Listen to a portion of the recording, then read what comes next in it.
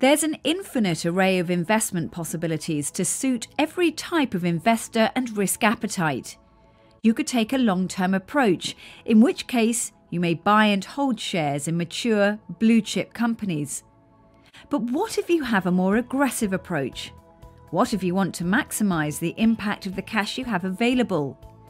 What if you want the flexibility to take and liquidate a position at short notice, to take advantage of alternative opportunities and transfer your resources elsewhere? What if you are indifferent to actually owning the investment asset itself, but simply want to profit from its performance? If these are your trading priorities, then you might consider contracts for difference, better known as CFDs. Contracts for difference allow you to invest in the performance of a vaster range of securities and asset classes, such as shares, equity indices like the S&P 500, and commodities such as gold, but without having to actually purchase or own the underlying asset. Instead, you enter into an arrangement with your broker to put up a relatively small sum, often around 10%. This is known as margin. It's designed to cover any day-to-day losses that arise, while your broker effectively funds the remainder of your investment. We'll look at margin and leverage through a few examples, but let's take a moment to look at the differences between CFDs and stocks. A stock is a share of ownership in a company. By purchasing a stock, you become a shareholder in that company. You may benefit from dividends, can vote on key corporate decisions, and possess certain rights. To buy 100 stocks in company ABC at $10, you need $1,000. Purchase equals ownership. The price of a stock goes up and down depending on many factors. You purchase the stock at a quoted price, and the rise or decline in the stock's value results in either a profit or a loss. It's considered a traditional way to trade financial markets. And trading stocks means you have to purchase them before you can sell, meaning that you can profit from a rising price only after you've bought the stock. If the stock drops below your purchase price, you lose out. If you believe that the general market trend is downwards, CFDs are going to be beneficial to your strategy. So what about a CFD? A CFD, or contract for difference, is a contract between you, the investor, and a CFD provider. It's an agreement to settle in cash the difference between an opening price and a closing price of a particular asset that you have taken a position on. The CFD then tracks that asset price. That's the direct relationship between them. You take the position based on whether you think the asset will go up or down in value. So, for example, you can place a CFD trade on a stock, and the value of the CFD position will rise or fall with that stock price. The stock is therefore known as the underlying asset. And as you are purchasing a CFD from a provider, then you don't own that underlying stock. Not owning the stock leads to some key differences. For example, CFDs are traded on margin. You only have to put up collateral. This means you can leverage your capital. The amount of margin required varies and is defined by your provider. But if it's 10% typical for large companies like Apple, then that is the equivalent to 10 times leverage. Buying the ABC stocks in the example at the start of this CFD explainer was $1,000. If you bought them with a CFD at 5% margin, you would require $50 in your account. Your profit or loss would move with the ABC stock price in the same way as if you owned it. Therefore, the low CFD margin requirement means any profit percentage is higher, but any downward movement is also magnified. But CFD trading means that you can sell stocks that you don't own. Remember, it's still a contract between you and the CFD provider, not ownership. Therefore, CFDs allow you to benefit from a falling market. You can sell a CFD on a stock that you believe will fall in price and then aim to buy it back later for less money and make a profit. But remember, if it rises in value, you'll potentially lose money. And stock trading is one asset type or class. A CFD, on the other hand, is an instrument, a derivative. Therefore, CFDs can be used to deal on stocks, foreign exchange, commodities and so on. And therefore, more international markets open up to you as an investor, allowing for portfolio diversification, all from one CFD account. You want to invest in company ABC. It's trading at $10 per share. You believe that the stock is going to rise and therefore you want to invest. You want to purchase 1,000 shares. With a traditional stock purchase, this would cost you $10,000, 10 times 1,000, plus any associated costs. So you buy the stock and it goes up to $11 per share. You decide to sell the stock and therefore get $11,000 back. This would net you a $1,000 profit, ignoring trading costs for the sake of this illustration. Your $1,000 profit on an initial outlay of $10,000 means a 10% profit. If you'd done the same trade via a CFD, it would have had different consequences. Let's say that your CFD provider quotes a margin of 10% on the ABC stock. Therefore, to buy $10,000 of shares, you'd need $1,000 in your margin account.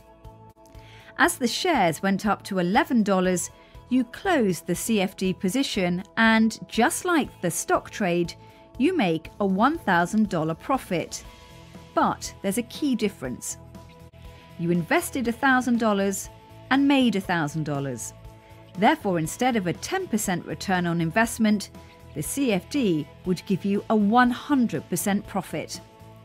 Clearly, trading on CFDs has advantages, but beware. Margin trading has two sides to it.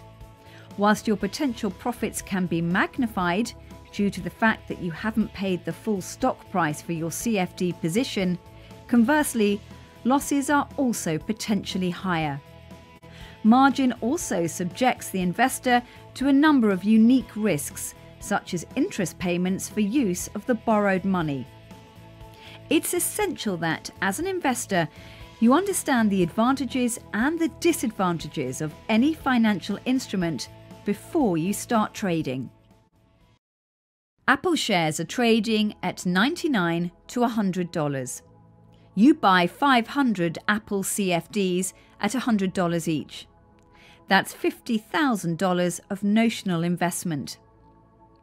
Putting in cash of 10% of $50,000 into your margin account, your equity is $5,000.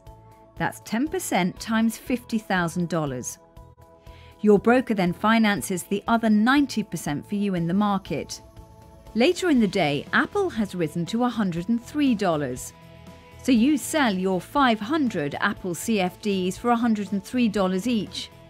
If the trade was left open beyond the first day, you'd have to consider an interest payment too. But for now, let's keep this example simple by ignoring the impact of interest and commissions.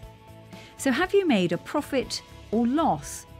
In this case, it's a profit of $1,500. Apple shares have risen from $100 to $103. That's a 3% rise. But your actual return is 30% because you only put up 10% of the purchase price in cash.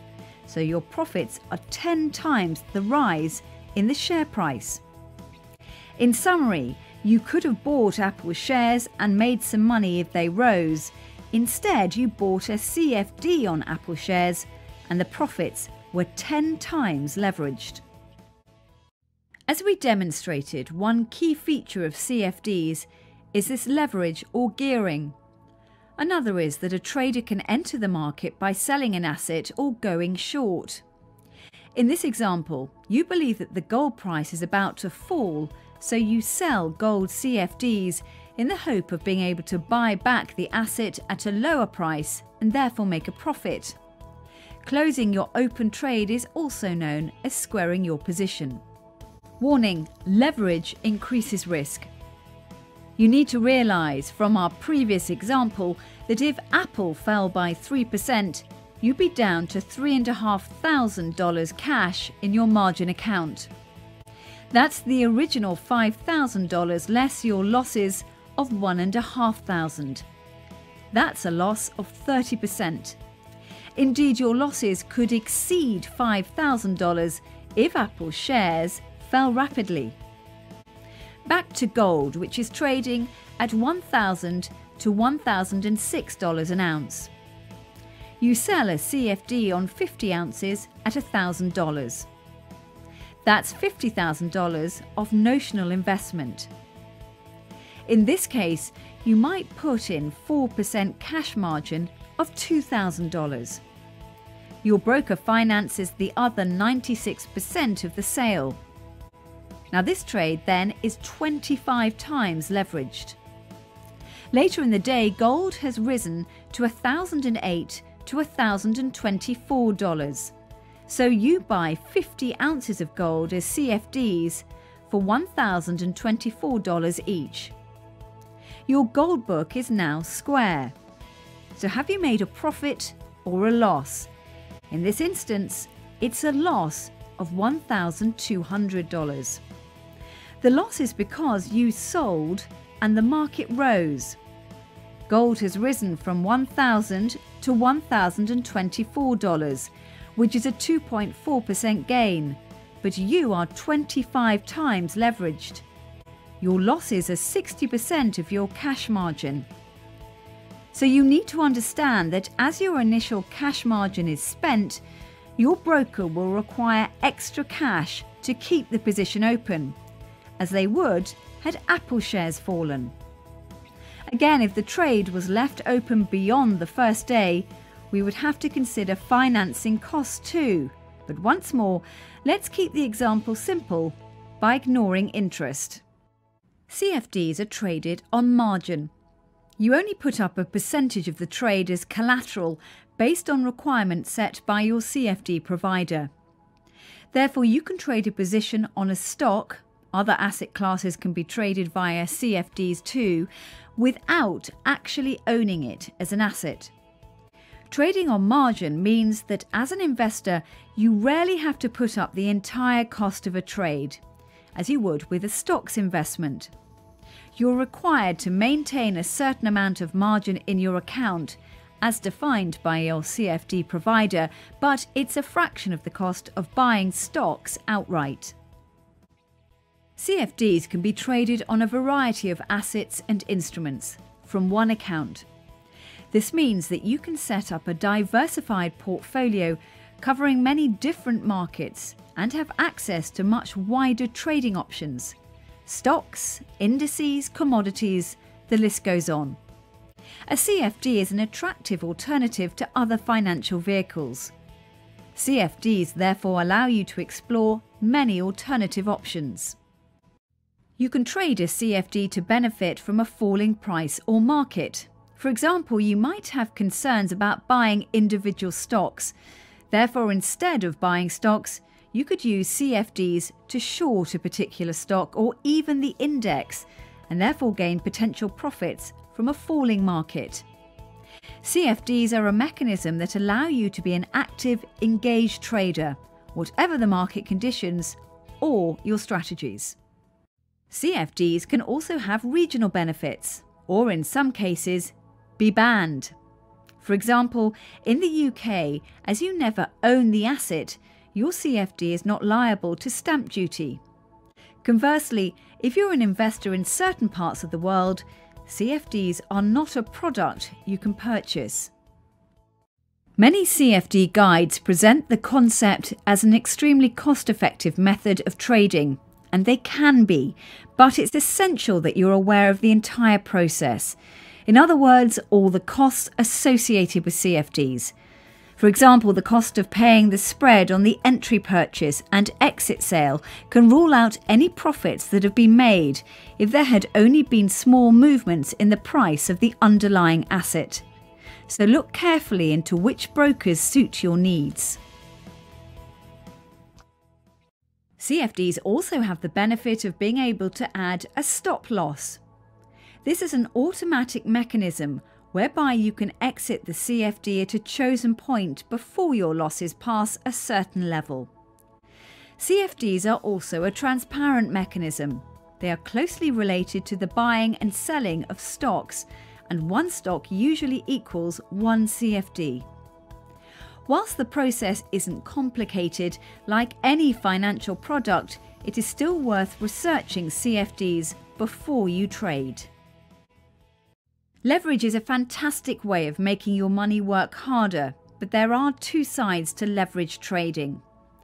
Whilst profits can be amplified due to a potentially small minimum outlay, remember that the smaller the initial margin, the higher the leverage. Therefore, losses are magnified in the same way. Be aware that you are liable to pay losses incurred based on that leverage, something that is never encountered with stock trading.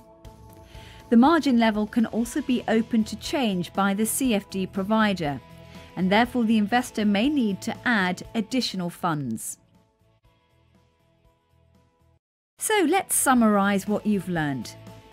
CFDs can be a cost-effective way of expressing your views on the markets.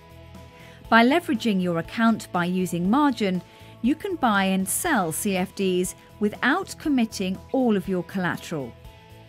Because CFDs are a leveraged product, the potential profits are magnified. But on the other hand, so are potential losses. Your losses can exceed your initial outlay. Be wary of the amount of leverage you're employing and make sure you understand the mechanism before entering into a trade. CFDs are flexible. You can trade a range of assets around the world, all from one CFD account. Again, make sure you're only trading on products that you understand. You can make trades to benefit from a falling market. By selling a CFD, you can make a profit if and when the underlying asset falls in price.